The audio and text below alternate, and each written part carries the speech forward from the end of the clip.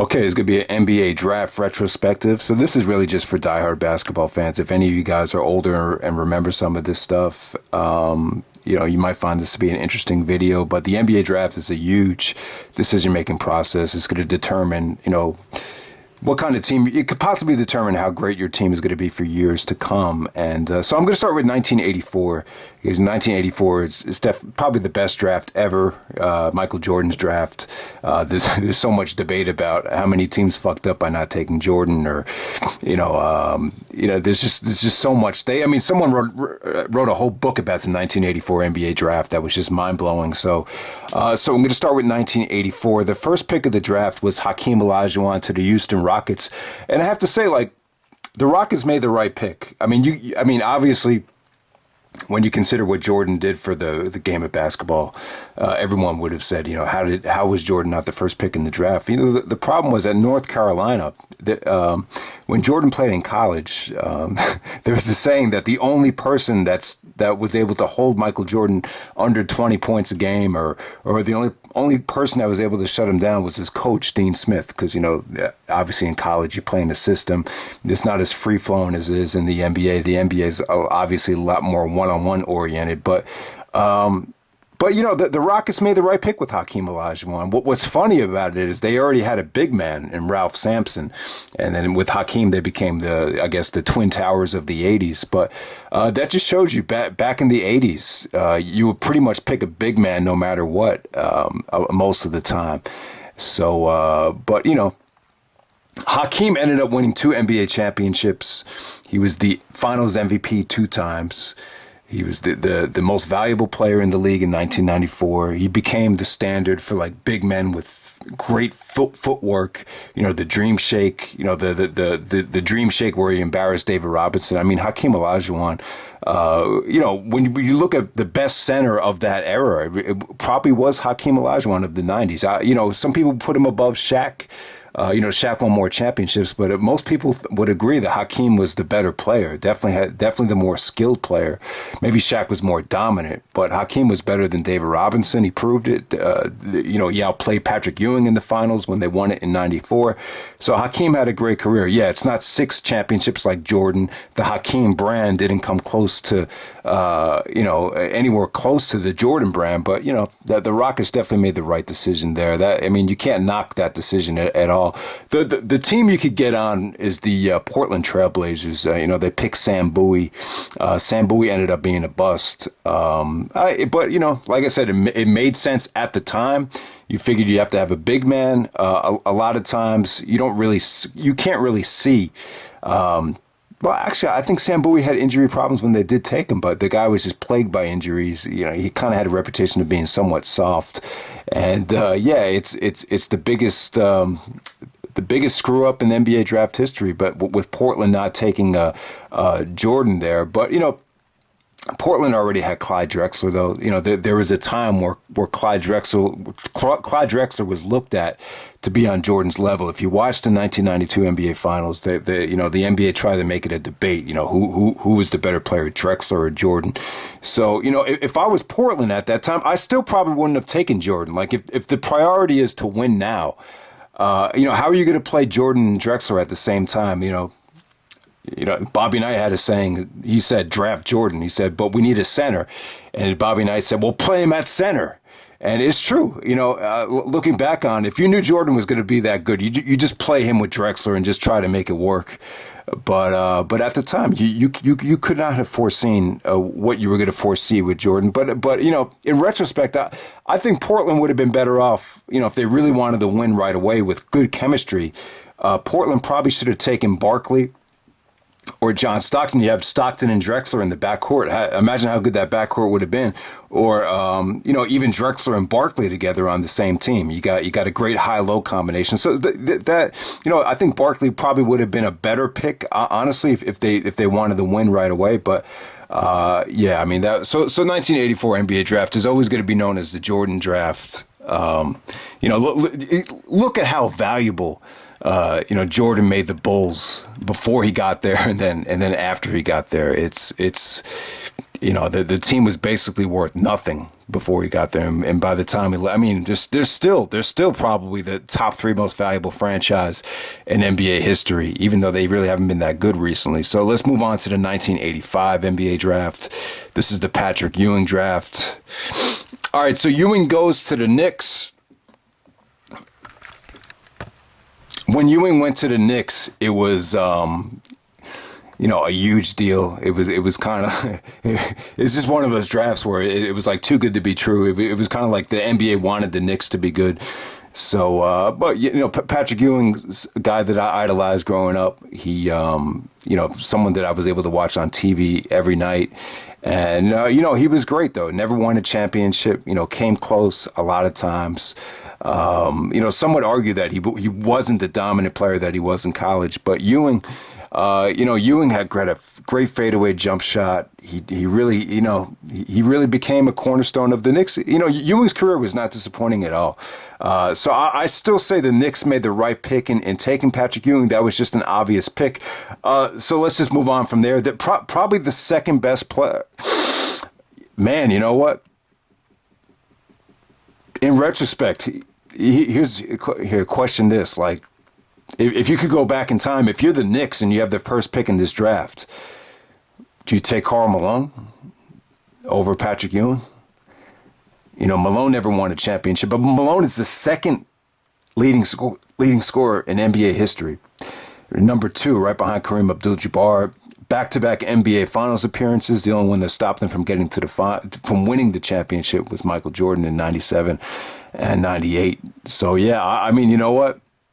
If you're the Knicks, do you take Karl Malone? Now, you could argue that Malone's success was predicated on the Utah system because he played with John Stockton. So that could be an interesting debate. Another great player in the draft, Chris Mullin and Joe Dumars. Dumars was selected number 18 by the Pistons. That was an awesome pick, especially for number 18. Dumars should have been top 5 in retrospect in this draft. And then Chris Mullin, one of the best high school basketball players to come out of New York City. He was picked 7 by the Golden State Warriors. Kind of got off to a rocky start with Golden State. He had some alcohol problems. He had to go to rehab. But eventually he found his way and ended up on the Dream Team. He was like Mullin in 91, 92 was the best shooter in the game. One of the best guards in the league, without a doubt. But, if you're the Knicks, especially at that time, Ewing and the supporting cast in New York was tremendously successful in the 90s. I mean, the Garden made a ton of money in the early to mid 90s with that Knicks team. So, I think that the Knicks picking Ewing at number 1 there, it was the obvious pick. And it was kind of like an Anthony Davis type of thing where you're basically just tanking for one guy, and it ended up being Patrick Ewing. So that's 1985. Let's move on to 86. 1986. All right, so number 1 was Brad Daugherty to Cleveland. That was a good pick. Let's figure out if there was a better player available in this draft.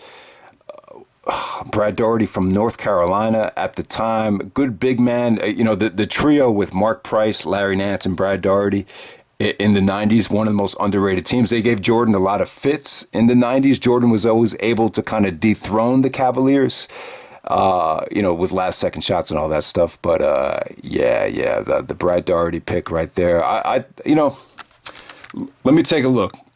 All right, so this is the Len Bias draft. Now, the Celtics were miraculously, after winning a championship, were able to get the second pick from Seattle, and ended up being Len Bias. Len Bias had a lot of potential. He was supposed to be, it would have been scary to see Larry Bird and that great Celtics team with Len Bias, but he ended up dying. I believe, of a drug overdose. So this is the Len Bias draft, and he was, one of the most hyped players ever. Never got a chance to play an NBA game. So yeah, that's crazy. So let me see. Was there a better player than Brad Daugherty in this draft? Let me take a look at this. Yeah, man.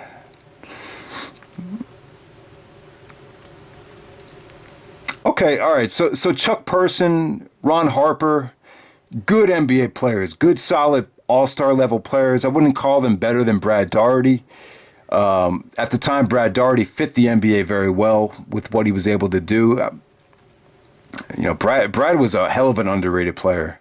Like I said, that Cleveland trio. And then Mark Price was selected. Okay. All right, so look at this. Dennis Rodman was actually picked 27th by the Pistons. Mark Price, one of the best shooters in NBA history. He was able to play with Brad in Cleveland. And then you had Arvydas Sabonis. The problem is Sabonis didn't come over from Lithuania until, years later. So he never quite was allowed to play in the NBA in his prime. You could argue that Sabonis ended up being the best player in the draft when you don't consider his NBA career, when you consider what he was able to do overseas. Sabonis probably was the most talented player in the draft. All right, so the question is this. Yeah, you know what? Dennis Rodman ended up being the best player in this draft without a doubt. He went to a small school, very little people knew about Dennis Rodman. And so I have to say in 86, if you were to have the first pick, you would go with Dennis Rodman. Rodman was more of a rebounder, more of a hustle guy, a winner though, to play defense. The intangible things that could help a championship team, Rodman would do, even though Brad and Sabonis were better scorers. But I would say Steph Curry's father, Del Curry, picked the number 15 by the Jazz. Good player, but without a doubt, I would say that I think Cleveland did make the right pick there by taking Brad. But in retrospect, if you could go back in time, you would pick Dennis Rodman. But the Pistons took him, and the Pistons were trying to add pieces to win a championship at the time. I think Cleveland was just trying to find that cornerstone. So it depends on what you're looking for. But in retrospect, if you knew what Rodman was going to be, you would have taken Rodman, number one pick in the '86 draft. Probably the greatest rebounder, defender of all time, Dennis Rodman, right there. All right, so let's go to 1987 NBA draft. Wow. All right, so this is the David Robinson, Scottie Pippen draft. So David Robinson was picked number one by the Spurs out of Navy, even though if you took someone out of Navy, you had to wait 2 years. But, David Robinson, hell of a player, hell of a defender, hell of an athlete, really changed. He was really the one that kind of changed the culture in San Antonio. Even before Popovich got there, even before Duncan got there, was David Robinson. It all started with him. The Spurs instantly became a winner. And the Spurs were, David Robinson was exciting. That's the one difference between David and Tim Duncan. I think David was always like by himself before Duncan got there. He was always exciting to watch. He was just such a great athlete. I still would have taken David Robinson in this draft, even though you had Scottie Pippen, even though you had Reggie Miller taken in this draft, Kenny Smith, Kevin Johnson. This is a really good draft, actually, 1987. The thing about Pippen was he was just a perfect fit with Michael Jordan. At that time, Scottie hadn't developed quite yet. He was very raw. He needed a lot of seasoning. Being around Jordan definitely made him tougher. So I would say that Pippen was definitely like if you needed to add a complimentary piece or someone that was going to take the burden off of a superstar, yeah, I would have taken Pippen first. But yeah, taking Pippen or David Robinson, that really is a big debate. It just depends on what your team needed at the time. There was a point where Scottie was a lot like LeBron. When you look at Jordan's first year when he retired in the 1994 season, Pippen was pretty much identical to what LeBron does. You basically fill up a stat sheet, control the game. So yeah, I mean, you couldn't lose either way right there. Also, you had Reggie Miller in the draft. You had Horace Grant. You had Mark Jackson. So yeah, this is a very good draft, but overall, you take David Robinson or Scottie Pippen number one. Just depends on what your team needed. If you're the Spurs and trying to start all over, especially in the '80s, you can see why they made the pick with the big man, and I think they definitely made the right pick. All right, so let's move along to 1988. Wow, Danny Manning, number one from out of Kansas, selected by the Clippers. Danny Manning, kind of a disappointing pro career. When he was with Kansas, they won a national championship. He was very highly regarded at the time. But as his pro career kind of started wind down, I remember George Karl of the Bucks the coach of the Bucks at the time. He used to coach the Sonics too. He actually called them soft. So, he was just one of those guys that was great in college, but just didn't pan out in the NBA. Sometimes college basketball is kind of fool's gold. So who is the best player of this draft? Let's take a look at it. So Danny Manning, and then Rick Smits was number 2, selected by the Pacers. Mitch Richmond, Golden State Warriors. Mitch Richmond was very underrated. Maybe one of the most underrated players in NBA history because he played with the Sacramento Kings for most of his career. But Jordan said the guy he had probably one of the most toughest time guarding was Mitch Richmond. Pretty much identical to Jordan as far as the way they looked. Same position, same height, same weight and everything. Same kind of game. A good scorer like Jordan. So, yeah. You know what? In this draft right here, I can see why Danny Manning went 1, but in retrospect, the best player in the draft ended up being, it ended up being Mitch Richmond by far. I would say so. Second best player would probably be Dan Marley. You remember Marley was great with the Phoenix Suns, led them to the NBA Finals with Charles Barkley. So yeah, I'd probably say Mitch Richmond, Dan Marley. Rick Smits was a good fit for Indiana. When Smits went to the Pacers with Reggie Miller, eventually they dominated the Eastern Conference. They were in the Eastern Conference Finals so many times in the 90s, finally making it to the NBA Finals in 2000. So the Rick Smits pick by Indiana, I have to say that was really good. That was a really good pick at that time. So yeah, without a doubt, the best player was Mitch Richmond in 1988. 1989, got Purvis Ellison, number 1 pick out of the Sacramento Kings. Purvis Ellison is well respected. I saw him in New York City at a invitational, and he's coaching high school kids. If you're a diehard basketball fan, you know who Purvis Ellison is, but he kind of, I don't know, he just kind of had like a generic big man career in the NBA. I can't say that was the right pick.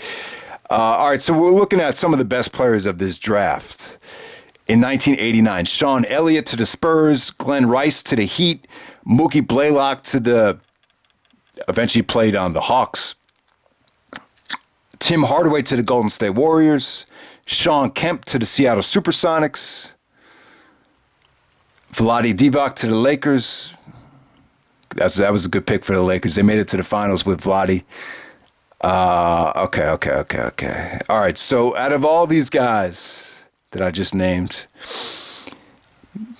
all right, so the 1989 NBA draft, I'd say this is the Sean Kemp, Tim Hardaway, Glenn Rice draft right here. Sean Elliott was the number 3 pick. That was a good pick.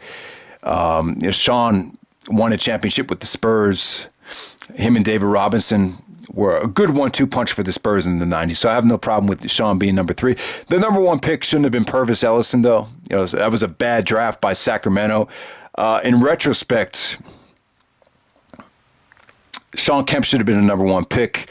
The problem is Sean Kemp came straight out of high school, one of the very few guys that come straight out of high school. So the odds of drafting a kid out of high school and ended up being successful, that would have been a huge risk at that time. So I think with Sean Kemp, going at 17 to the Sonics, you can't really fault the Kings for not picking Kemp at number 1. I mean, who would have saw that coming?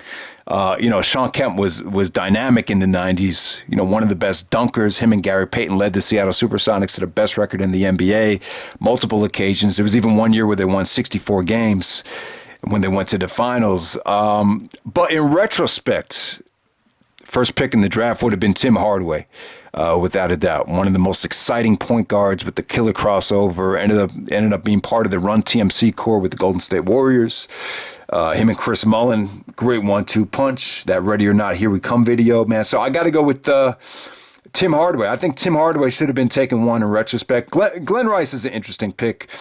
Glenn Rice selected at number 4 to the Miami Heat. Glenn Rice, hell of a shooter, one of the best shooters in NBA history. He kind of gets classified more as a shooter, so that's why I wouldn't have picked him at number 1. But I think without a doubt, Tim Hardaway without a doubt would have been the number one pick. But back then, you very rarely would you take a point guard at number one in the draft. Things have definitely changed since then. All right, so 1990. It's the Derek Coleman draft, right? All right, so number one ended up being Derek Coleman, going to the Nets. That was a great pick right there. But it was. Let me see this. This doesn't look like a great draft. Gary Payton at number two to the Seattle SuperSonics. Incredible pick from Seattle right there. So let's see if there was anyone better. Yeah, I'm not seeing it, man. Wow. Okay. All right, without a doubt, I have to say that Gary Payton ended up being the best player in the draft. But you can't fault the Nets for taking Coleman. Coleman was terrific in college. His first couple of years with the Nets, he was an incredible player, but, conditioning problems. And, it kind of ended up being kind of disappointing going into the late 90s. There was, I remember the Nets teams were pretty good. You had Kenny Anderson and Derek Coleman as a great 1-2 punch for the Nets, but for some reason, it just didn't pan out the way it was. The East was just too good at that time. They kind of just ended up being like a mediocre team. So you had some solid players in this draft, but not a lot of superstar quality players. So overall, Gary Payton, the glove, one of the best defensive players in NBA history, in tremendous condition.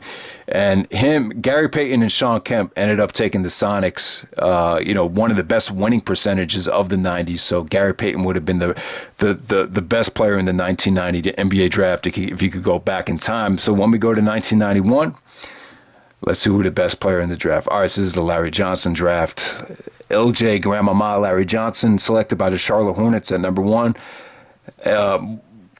When I was a kid, he was my favorite player growing up. LJ had so much charisma. He was part of the UNLV running Rebels. Really, he reminds me a lot of this guy, Zion Williamson from Duke. If you've seen Zion Williamson play, like before Larry Johnson got injured, he basically was Zion Williamson. He was that good.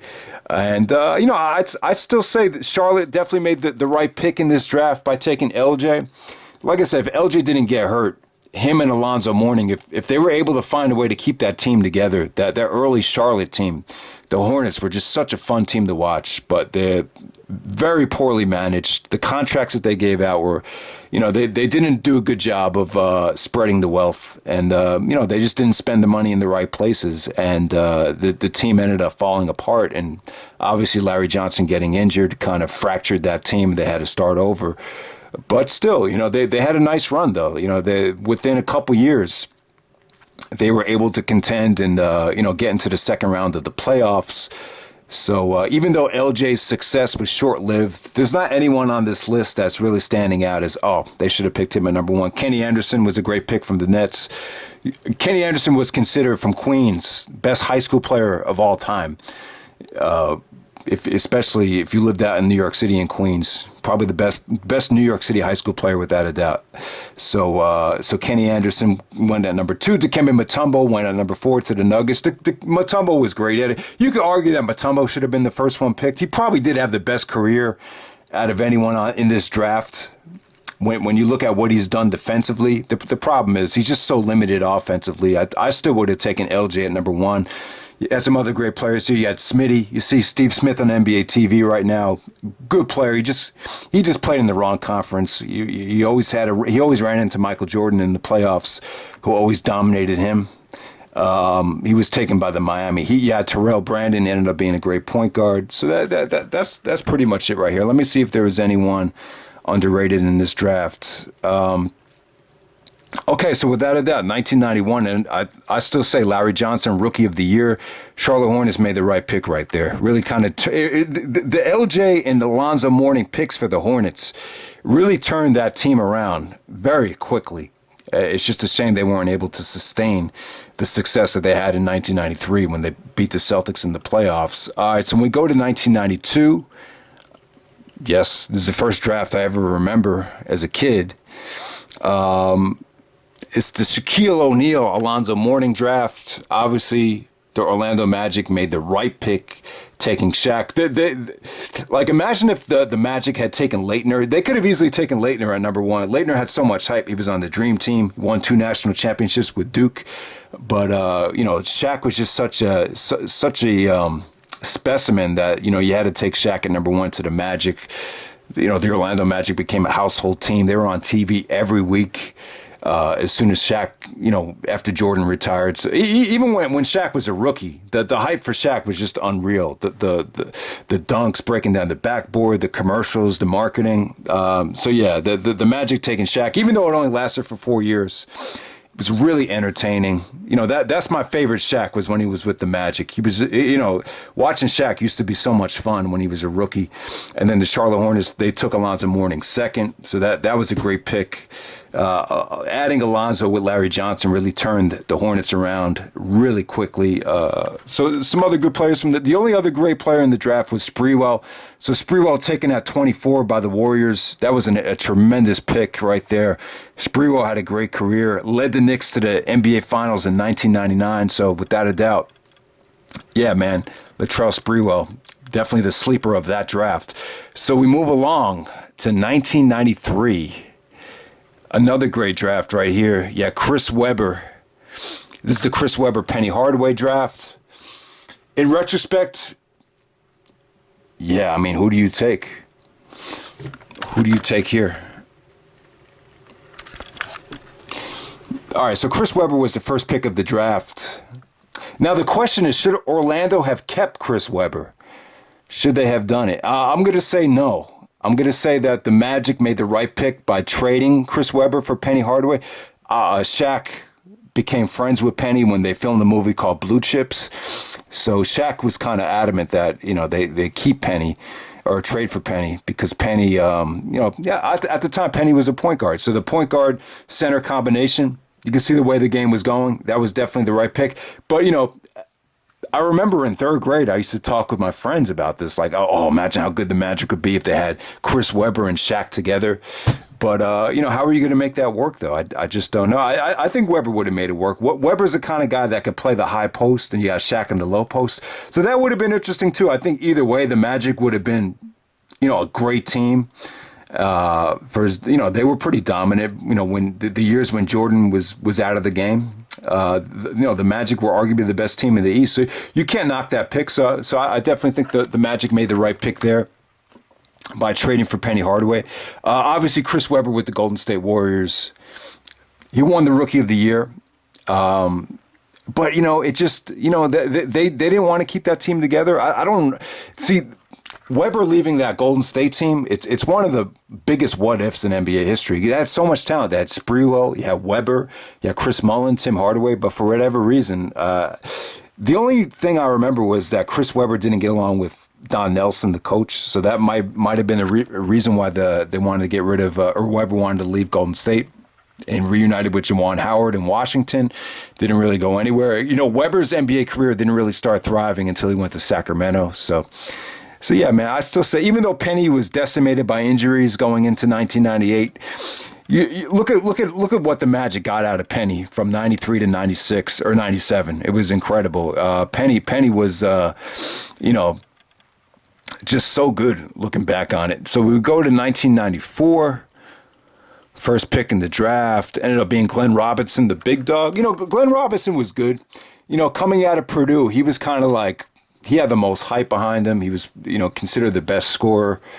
But you just didn't get from him what you got from Jason Kidd and Grant Hill. Grant Hill and Jason Kidd made other players better. They were more exciting to watch. They just had much more diverse games. And Jason Kidd and Grant Hill ended up being co-rookies of the year. I hate the fact that it ended up being co-rookies of the year, but yeah, I mean, if you're the Bucks, who would you have taken? If you could go back in time, would you have taken Glenn Robinson, Jason Kidd, or Grant Hill? Give Glenn Robinson credit. I mean, they were able to build a good team that was able to contend in the Eastern Conference Finals. The closest they ever got was when they lost to Iverson in Philly. So I'm not saying the Glenn Robinson pick was bad, but I think in retrospect, you take Jason Kidd. Considering what Jason Kidd did with the Nets, single-handedly, morphing that team into a Finals contender. overnight. It's just incredible what he did. Grant Hill would have been a better pick too. If Grant Hill was able to stay healthy and you add some pieces around Grant Hill, that would have been interesting too. I think when you look at Grant Hill and Jason Kidd before the injury, I say Grant Hill was probably the better overall player. But just what Jason Kidd does with making everyone better and his vision and just his point guard skills, I'd probably say Jason Kidd ended up being, he would have been the first pick in the 1994 NBA draft without a doubt. Okay, so let's move on to 1995. All right, we have a bust here.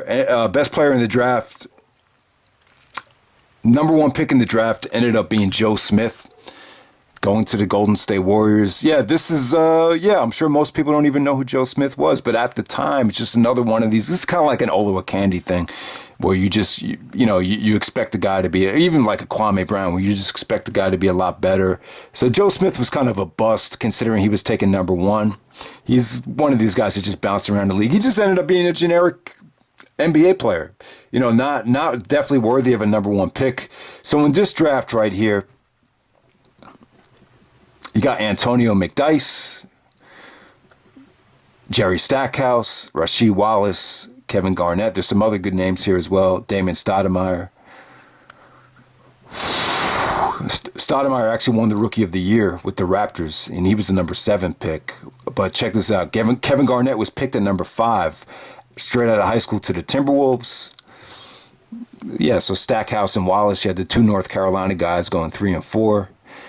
So in retrospect, even though Damon Stoudemire had the most success right away, because Kevin Garnett was straight out of high school, there was some development time, a learning curve for Kevin Garnett. So in retrospect, Golden State fucked up. You should have taken Kevin Garnett at number 1.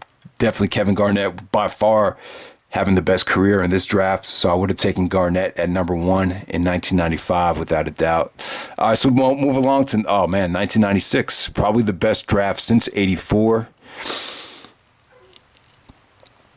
Okay, so check out the talent in this draft. These were the great players. Allen Iverson, Marcus Camby, Sharif Abdur-Rahim, Stephon Marbury, Ray Allen, Antoine Walker, Kobe Bryant, Steve Nash.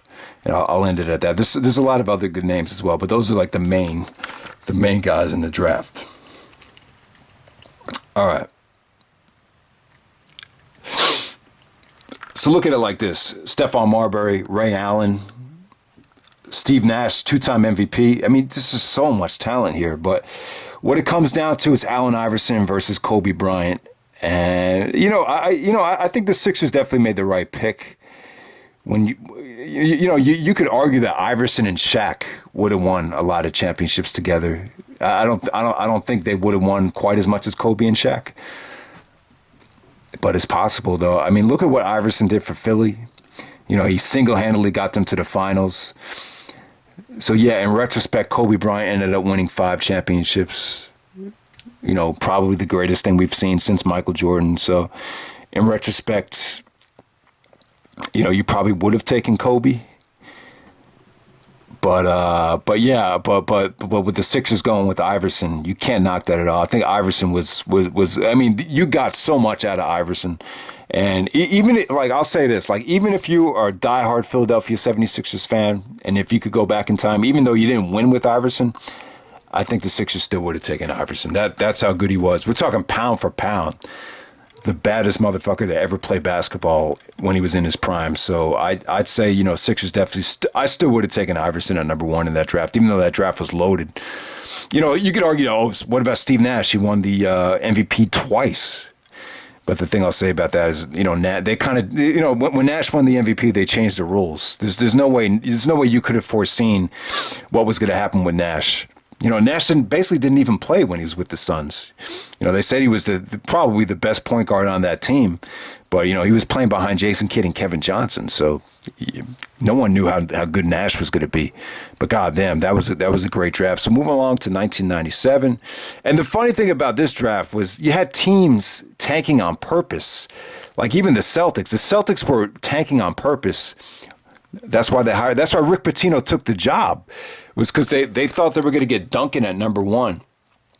But that didn't happen because the Spurs, David Robinson ended up getting hurt when I was in seventh grade in 1996 and 97, and they sucked that year. They didn't win any games, and the reward for David Robinson getting hurt was Tim Duncan. So now they get to play Duncan and Robinson together. I remember being at the park, everyone was like, man, the Spurs are going to be awesome with Duncan, especially when David Robinson comes back. And yeah, Duncan's second year in the league, they win championships. This is the best example of tanking, or not, it's just funny how it worked out, man. Because if David Robinson doesn't get injured, the Spurs never get Duncan. Duncan either would have went to Philadelphia or the Celtics. So Celtics ended up getting Chauncey Billups. Chauncey was a great pick, though.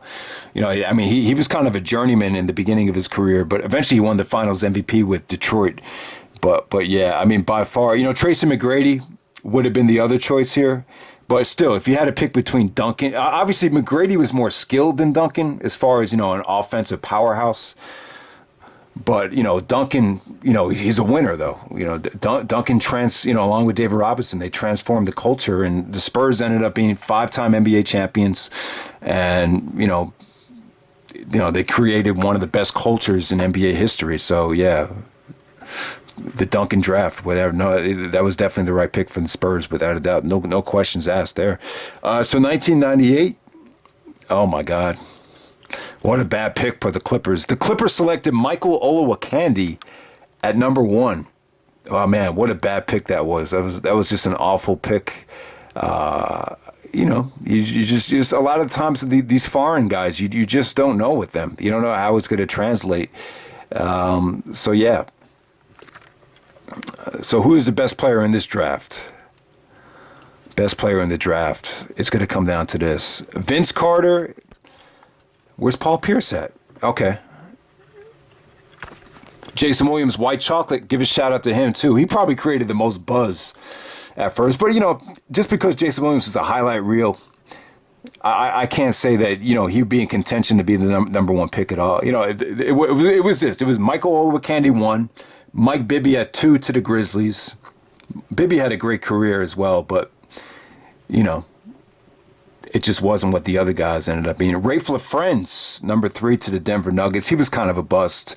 Antoine Jameson at 4. Vince Carter at 5. So they traded the 2 Carolina brothers, Antoine Jameson and Vince Carter. So Vince actually went to Toronto. Antoine went to Golden State. Also, you have Dirk Nowitzki, picked at number 9, traded to the Dallas Mavericks. Number 10, you have Paul Pierce, Boston Celtics. So in retrospect, if you're going to pick between Vince Carter, Dirk Nowitzki, and Paul Pierce for number 1, who would you pick if you could take any one of those 3? Wow, that's a tough question, actually. Vince won the slam dunk contest. He carried the Raptors to the playoffs. Took Allen Iverson to 7 games in a classic series where he scored 50 points in one of the games. Slam dunk champion, incredible dunks, highlight reel. Box office wise, like if I'm trying to sell tickets and make money right away, I'm taking Vince Carter number 1 in the draft. If Vince doesn't get hurt, I'm still taking Vince. You know what? I'd still take Vince Carter. I really would. I know Vince went through a phase at the end of Toronto where he was always getting injured and always complaining, and it kind of got a bad rap. He's really turned his image around quite nicely. Now, give Paul Pierce and Dirk Nowitzki credit. They won championships. Dirk won the Finals MVP. Paul Pierce won the Finals MVP. But Vince's impact in the beginning just really, he was just a better player than both Dirk and Paul Pierce, in my opinion. But who had the best career out of Vince, Dirk, and Paul Pierce? Paul didn't really win a championship until he kind of merged with other superstars. So, I would agree that Dirk Nowitzki probably had the better career on paper. But if I could go back and I had the number 1 pick and I wanted to be good right away, I would have taken Vince Carter. But yeah, that's an interesting draft right there in 1998. So let's go to 1999. Okay, number one pick ended up being Elton Brand going to the Chicago Bulls. Remember, Elton Brand was huge at Duke. That Duke team made it to the national championship. So Duke had like a lot of players in this draft. You had Elton Brand. You had Trajan Langdon. You had just William Avery, the point guard. This draft was filled with Dukies. Number two ended up being Steve Francis, who refused to go to Vancouver, so he forced a trade to Houston. Yeah, the guy, Steve Francis is kind of an asshole. I mean, he was a great player for a short amount of time. He probably had the most talent in this draft. So yeah, Elton Brand, Steve Francis, Baron Davis, Lamar Odom at 4 to the Clippers. That was a good pick. Yeah, Richard Hamilton going to the Wizards. Sean Marion going to the Suns. That was a good pick. Yeah, not a bad draft at all. Ron Artest going to the Bulls. Terrible pick by the Knicks, though. Frederick Weiss. Yeah, what a fucking pick that was. All right, okay. All right. Man, Elton Brand was a great college player. In the NBA, though, he was always good, but he was just, I don't know. I just never felt it from him from Elton Brand. Steve Francis, like I said, when he was healthy in the beginning of his career, probably the best athlete, probably the most talented in this draft. Baron Davis was awesome at certain points. Yeah, man. So Odom definitely had the most potential. I think if Pat Riley had the number one pick, he would have taken Odom first because a lot of people thought he was going to be the second coming of Magic Johnson. But Odom was very inconsistent. You saw that whole he was like the first one to be cursed by the Kardashians. So there's, even though Odom and Kobe won 2 championships together, there's something that I always thought was missing about Odom. Ron Artest, definitely great defender. Definitely would have been in contention for the number one pick because he was such a great defender and, just everything he was able to do as his career went on. Jason Terry had a great career too. Jason Terry was huge, but I wouldn't have taken him number one though. So it comes down to this. So who would I have taken number one? Brand, Francis, Baron Davis, or Lamar Odom? Man, see, though all those 4 players, they were all good, but they all had like negative side effects. Oh, man, who would I have taken? I would have taken Odom at number 1. I was so high on Odom coming out of college. I still would have taken him at number 1, looking back on it. Especially when you know what kind of baggage was going to come with Steve Francis. And, Brand ended up being good, but he never lived up to the hype for me. And I thought that was kind of corny how Brand and Francis won Rookie of the Year, co-Rookies of the Year. I mean, I could see it with Grant Hill and Jason Kidd because you got 2 guys that could carry the league right there. But with Brand and Francis, there just should have been a clear-cut winner there. I don't know what happened with the voting, but all right, so move along to 2000. Yeah, this is considered one of the worst drafts in NBA history right here. And they got it right. First pick in the draft ended up being Kenyon Martin. The New Jersey Nets taking Kenyon Martin from Cincinnati. And God, this fucking draft is terrible. Like most of these guys just kind of fizzled out so fast. All right, so let me just end it right here. Kenyon Martin ended up being the first pick by the Nets, and it was a good pick because the Nets made it to back-to-back NBA Finals. Jason Kidd and Kenyon Martin were definitely the 2 best players on those teams. So give it up to Kenyon Martin.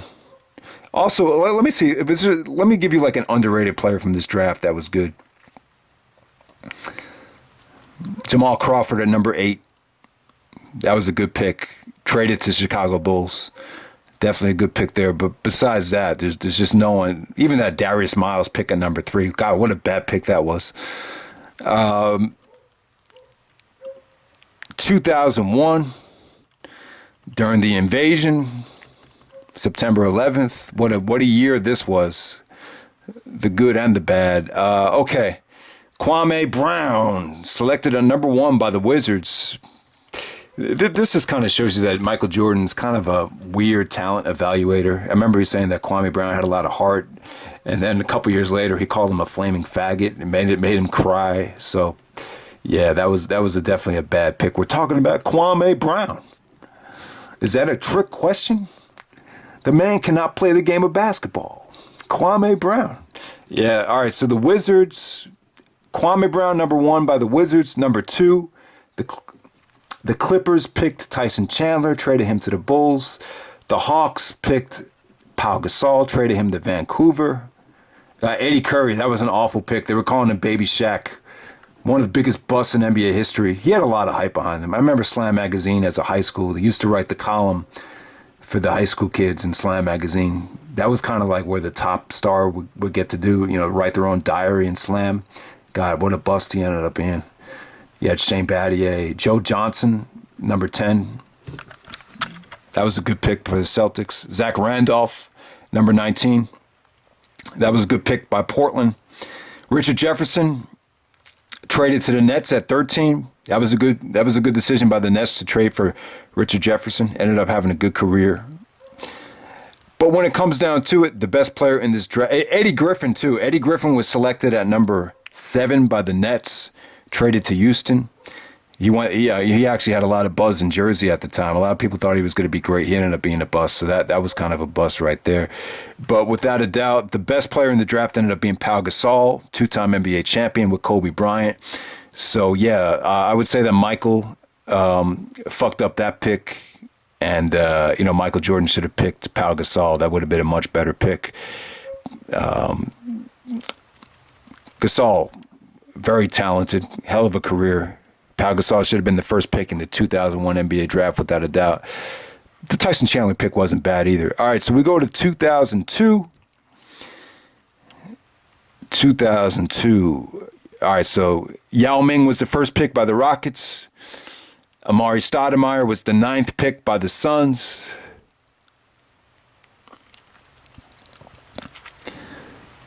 Okay. Jay Williams selected a number 2 by the Bulls. That was a bad pick. He ended up getting into a motorcycle accident, so that fucked up that pick. But that's basically, DeJuan Wagner picked at number 6 by the Cavaliers. See, I'm from Jersey, so, he scored 100 points in a game in a high school. He had so much hype behind him. He just had I think he ended up getting sick, so his career never really ended up going. It wasn't what people envisioned, but yeah. DeJuan Wagner had a lot of hype behind him, but, his NBA career only lasted like a year.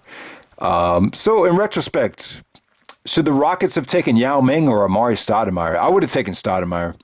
I know there's a lot of big Yao Ming supporters out there, but I'm just not a fan of some of these guys that are so big. It's just the human body is just not made for this type of schedule. I know Amari had a lot of injury problems as well, but consider how good Amari was before the injury. I would have taken Amari Stoudemire as the first pick, but he developed into a good player, though. He was still a raw talent at the time. I really can't say that Stoudemire in 2002, you knew him and Nash were going to have that type of chemistry. So I probably would have taken Stoudemire, but you had to have great basketball insight and vision to see if Stoudemire was going to end up being that good. You just didn't know at that time. I guess, and aside from that, the Rockets probably wanted to pick Yao Ming to raise the credibility of that team. Oh, okay. LeBron James draft. We go to 2003. And yes, if any other guy, the Cleveland Cavaliers got it right. Taking LeBron at number 1, no questions asked about that. The interesting question is like, did the Detroit Pistons really fuck up bad? They won a championship the next year. They picked Darko Milicic, who didn't play at all. It was kind of considered like a bust. Yeah, that's a bad pick right there. But I'll tell you this, though. If Detroit had drafted Carmelo, they wouldn't have won that championship. It would have fucked up that whole chemistry of that team. Maybe if Carmelo was willing to come off the bench, it might have worked. But yeah, it's kind of weird right there that the Pistons passed up on Carmelo. I think what would have been the best fit for that Pistons team? I'm going to say it would have been Chris Bosh. I think Bosh probably would have been the best fit for that team in retrospect if they could go back in time. Miami picking Wade, great pick. That's one of the best picks ever in NBA draft history because a lot of people didn't see Wade going that high, but he did though. And, that was a great fit there. So you got Bosh going at number 4, Wade going at number 5, Carmelo going at number 3 to the Nuggets. So, yeah, no questions asked there. LeBron, definitely the best player in that draft, and it worked out very well for the Cleveland Cavaliers. All right, so the 2004 NBA draft. Dwight Howard, number 1 pick. Emeka Okafor, the number 2 pick. Andre Iguodala, the number 9 pick. Al Jefferson, the number 15 pick. All right.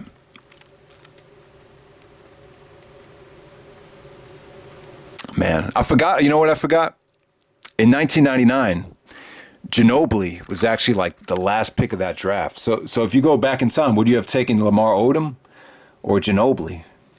Yeah, even though, yeah, you know what? So yeah, that's a tough pick right there.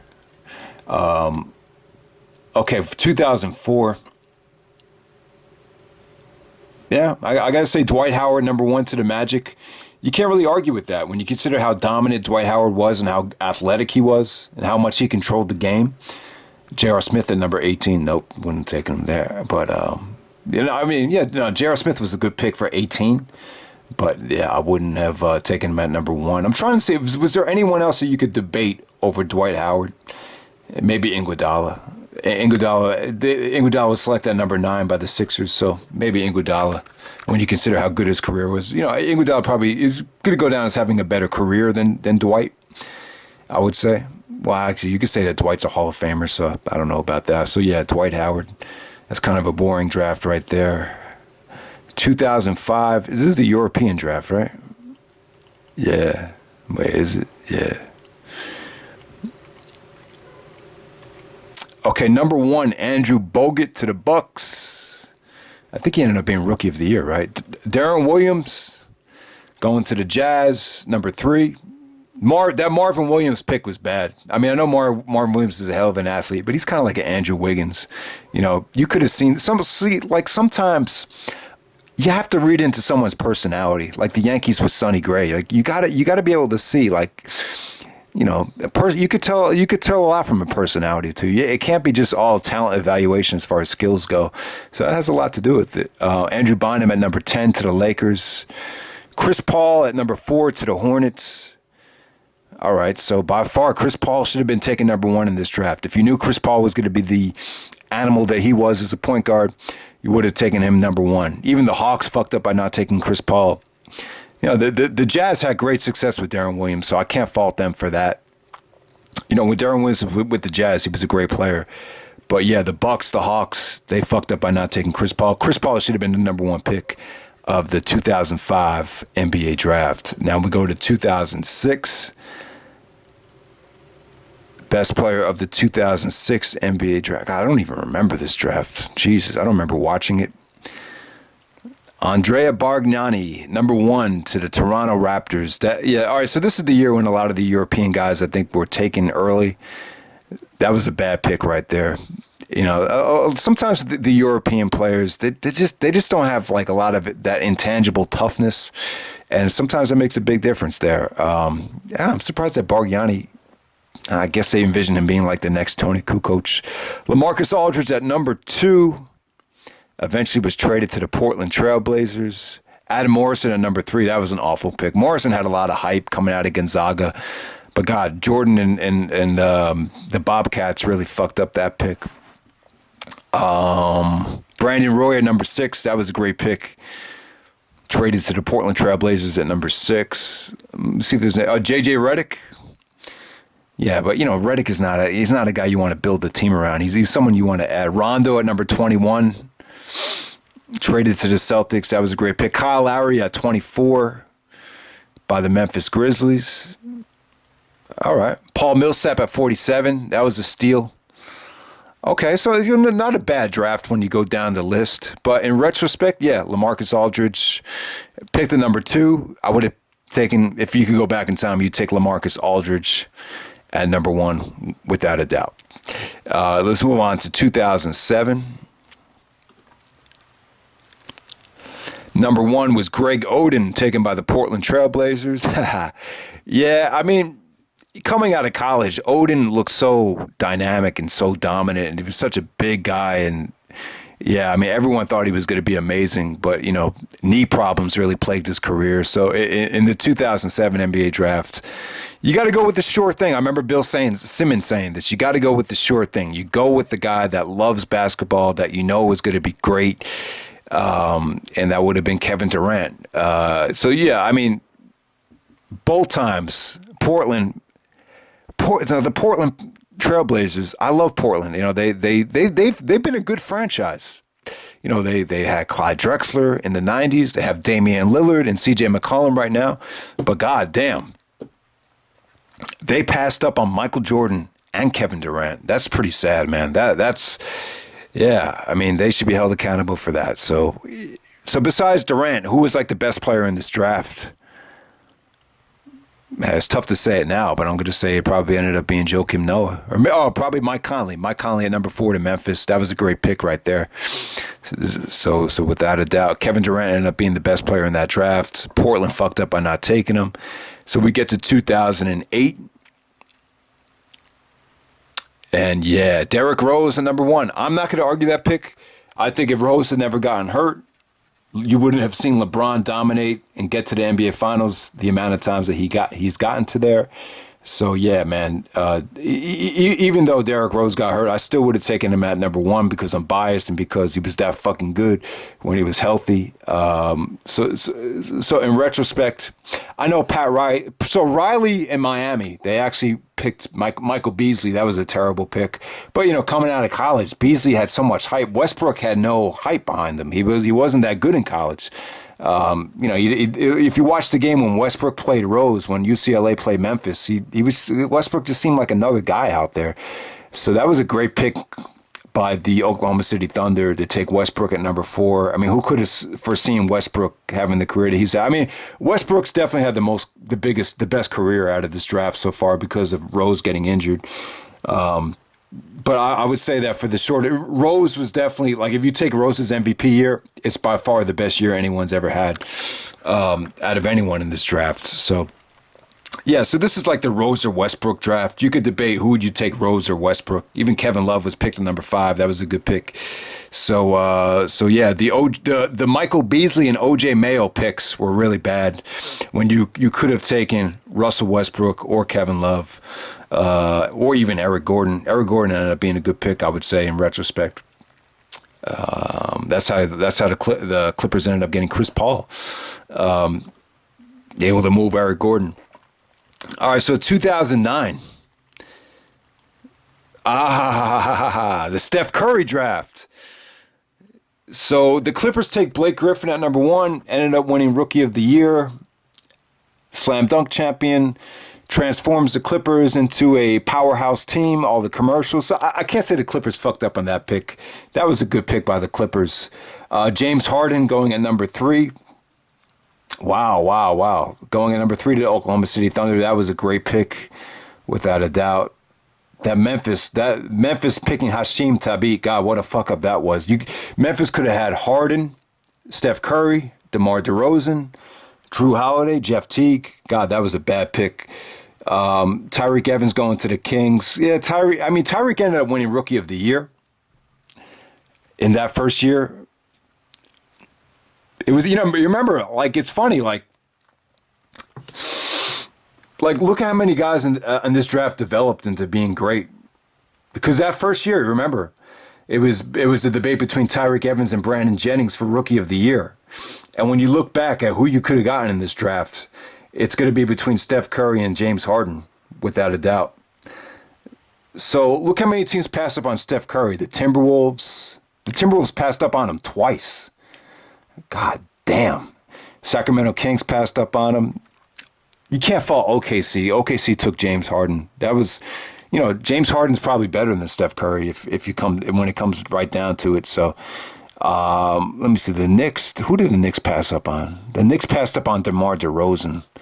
So if Golden State just didn't pick Curry, the Knicks could have taken him. So yeah, wow. DeRozan was a great pick by the Raptors.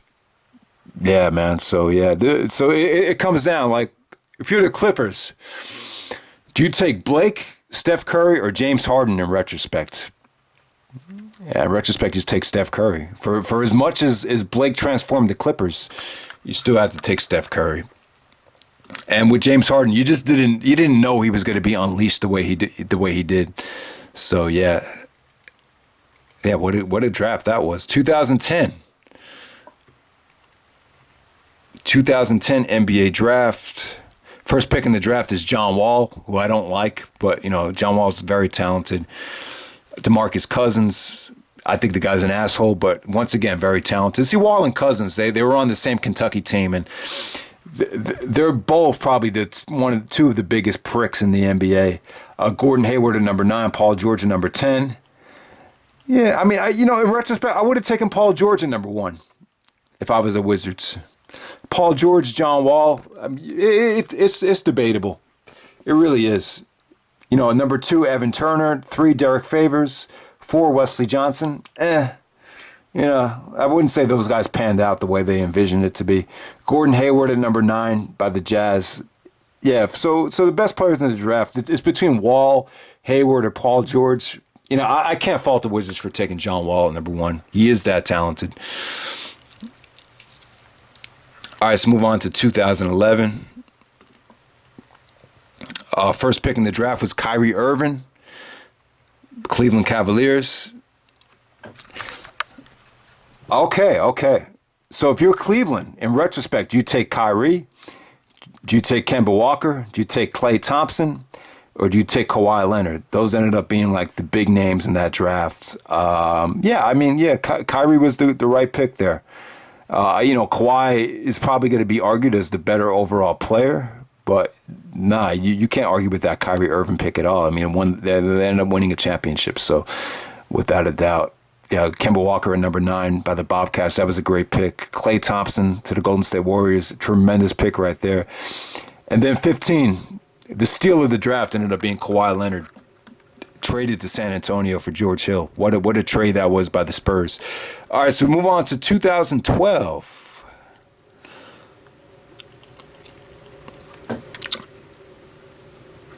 Okay, Anthony Davis, number 1 pick. That was pretty much a foregone conclusion there with the New Orleans taking Anthony Davis.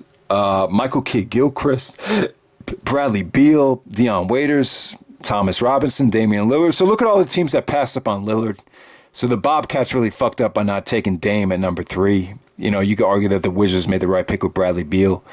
Obviously, the Wizards weren't going to draft another point guard, so you can't fault them for taking Bradley Beal. But yeah, I would say that the Bobcats, Charlotte really made a big mistake. But they already had Kemba Walker at the time, so I guess it made sense. And then Cleveland already had Kyrie Irving.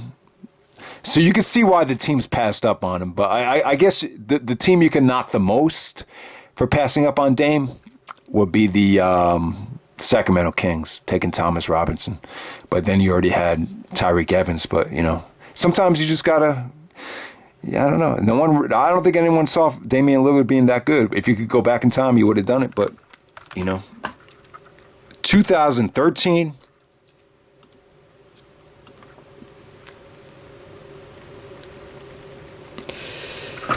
Oh man, what a draft this was. Anthony Bennett, taken by the Cleveland Cavaliers. What a pick that was, man. It ended up being the biggest. It's not even in the league anymore. God, imagine how good Cleveland would have been had Cleveland just drafted better. See, they wouldn't have had this much of a tough time if they had drafted, a better pick. So Cleveland could have taken Oladipo. You could have taken C.J. McCollum. You could have taken Michael Carter-Williams. Actually, Michael Carter-Williams sucks. Yeah. So Oladipo, C.J. McCollum, Giannis Antetokounmpo, the Greek Freak. Cleveland passed up on all those guys. So in retrospect, I got to say that if I was Cleveland, I would have taken the Greek Freak at number 1. The problem is you just didn't know how good he was going to be. It's like I said, with these guys coming from overseas, coming from Greece, you just don't know. You saw that 60 Minutes special where he was just playing in some random gym in Greece. I don't think a lot of people really knew how good he was going to be. So, yeah, man, it's tough, man. Oladipo, at number 2 by the Magic. That was a good pick. The problem is Oladipo they didn't let Oladipo develop the Magic, and then they kind of got impatient with him and they traded him. They shouldn't have traded him. They should have kept Oladipo.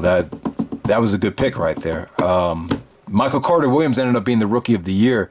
So you just see that this draft, this is like a developmental draft. You had to let a lot of these guys develop. Otto Porter at number 3. That was a bad pick by the Wizards, and another bad contract right there. So, yeah, I mean, I would say that the pick, Anthony Bennett pick, along with Sam Bowie, along with Joe Smith, along with Olowokandi, that's one of the worst picks in NBA history right there, without a doubt. 2014, who was the first pick this year? First pick in the draft ended up being Andrew Wiggins. So this is the Wiggins-Parker draft. You know, it's funny. Like, a lot of people were saying that, you can't trust Embiid. He gets hurt too much. But God damn it. Like, by far, Embiid would have been the number 1 pick in this draft. Wiggins is very talented. He just doesn't have any passion, and that's what hurts him. Parker has just been kind of out of shape and bitten by the injury bug. So yeah, I would say Joel Embiid should have been the first pick in this draft in retrospect. You know, I was really high on Wiggins coming out of college. I was just so amazed by his athleticism. But yeah, I have to say Embiid has, over these last couple of years, Embiid's been terrific. So I'd say Joel Embiid should have been number 1 in 2014. 2015, yeah, Karl Anthony Towns at number 1, D'Angelo Russell at number 2, Jahlil Okafor at number 3. See, Okafor had so much hype behind him, and he just ended up being, his game just doesn't fit today's NBA. He's a good post-up guy. He was good for college. Won a national championship at Duke, and it's like it didn't even matter. Porzingis at number 4. You know, the Knicks made a good pick there. That was a really good pick. Devin Booker at 13. Probably should have been a little bit higher.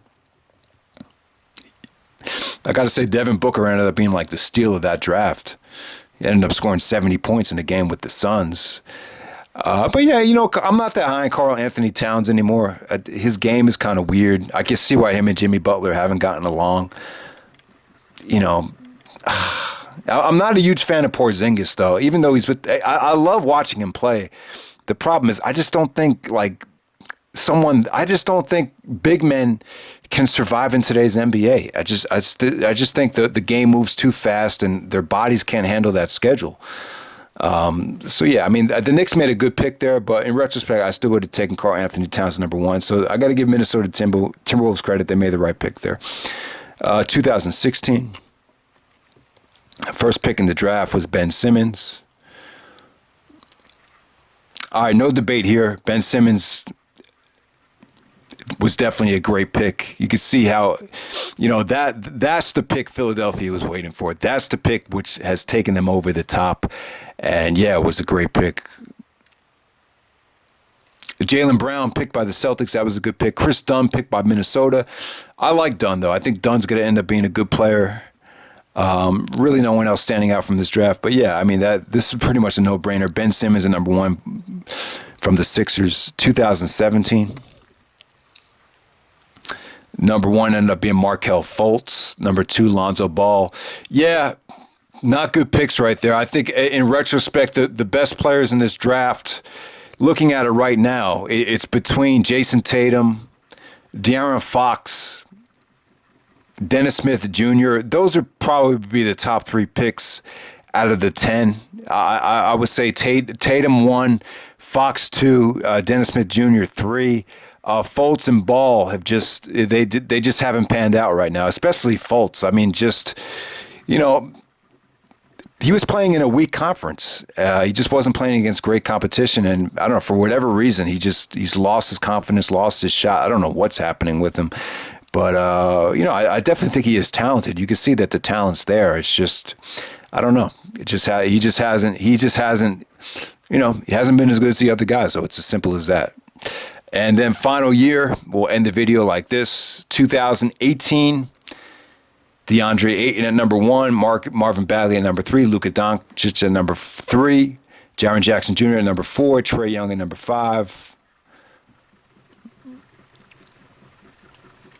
Okay, so I think the Rookie of the Year is going to end up being Luka Doncic. From what I've seen, he seems to be the most skilled player in the draft. You know, I think DeAndre Ayton's coming along too. I think he looks good. I think Bagley looks good. Jaren Jackson Jr. I think he's able to help a already solidified team in the Grizzlies. You know, Trae Young is going through some growing pains, but you know, I think his game definitely fits the NBA. I think he'll get a lot better after his rookie season. So yeah, Colin Sexton seems like, you know, Cleveland's not getting along with his style of play so far. So yeah, I think I still would have taken Ayton at number one, but you know, you can see why Mark Cuban and the Dallas Mavericks took Doncic at number three. Obviously, he's very skilled. And, you know, he kind of carries along that Dirk Nowitzki type of culture, you know, with all the whole European influx right there. So I definitely understand that pick. So I think Luka Doncic probably win the Rookie of the Year if it ended right now. But, yeah, this wasn't a bad draft last year. But we'll see what happens. That's pretty much it, guys. If anyone was able to sit through this whole video, I don't even know if I'll upload this. But that's the NBA Draft Retrospective. And I hope you guys enjoyed it. All right.